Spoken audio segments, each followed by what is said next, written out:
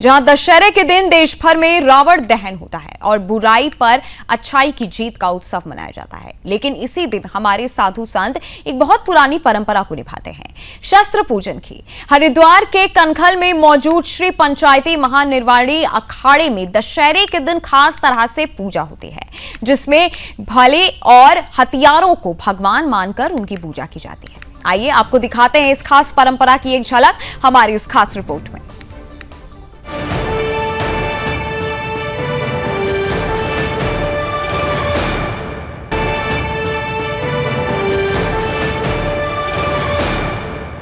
ये नजारा है हरिद्वार के कनखल का, जहां पर दशहरे के दिन नागा साधु अपने हथियारों की पूजा कर रहे हैं। इन भालों को भैरव प्रकाश और सूर्य प्रकाश कहा जाता है और इन्हें भगवान जैसा ही सम्मान दिया जाता है। ये कोई आम भाले नहीं है।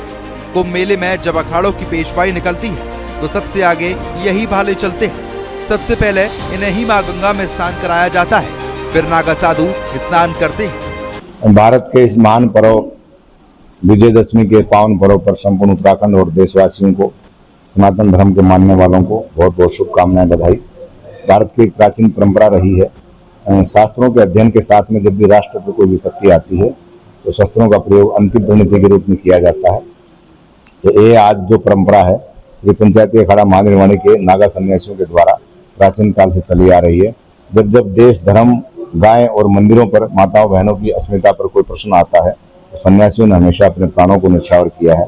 आज चूंकि राष्ट्र में इसकी कोई आवश्यकता नहीं है, लेकिन सांकेतिक रूप से प्रत्येक वर्ष दशहरे के दिन, जिस पर भगवान श्री राम ने रावण के रूप में एक असत्य पर विजय प्राप्त की थी, जिसके रूप में मनाया जाता है, तो दशहरा अपने आप में एक ऐसा प्रतीकात्मक भाव है।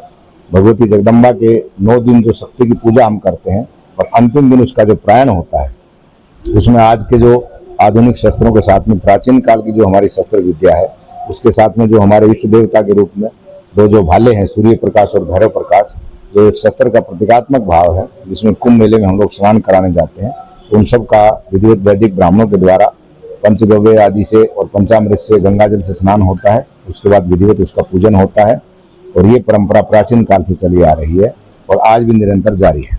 नागा साधु न सिर्फ ध्यान और साधना में माहिर होते हैं, बल्कि जरूरत पड़ने पर देश और धर्म की रक्षा के लिए लड़ना भी जानते हैं।